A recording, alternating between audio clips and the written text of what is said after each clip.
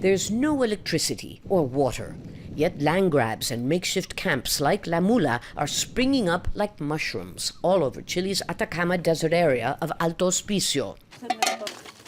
The newest arrivals are undocumented Venezuelan migrants, like ANGIE, who came here with her 4 children and no money.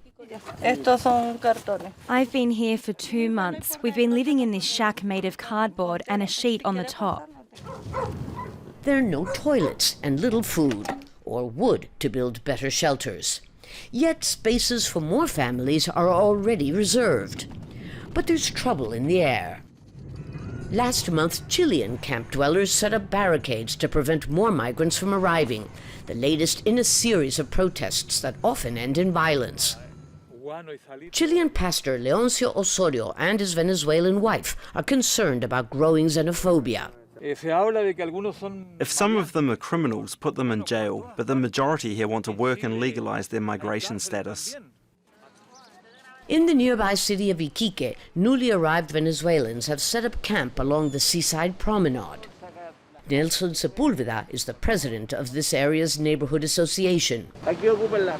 They occupy our plazas, beaches, parks, including our most respected patriotic symbols. At first we welcomed them, but then the migrant traffickers started bringing them in waves. It's turned into a nightmare. Despite the unprecedented influx of undocumented migrants from Haiti, Colombia, Peru, and especially Venezuela, the government hasn't provided emergency food and shelter. And it's become a major issue ahead of Sunday's presidential election.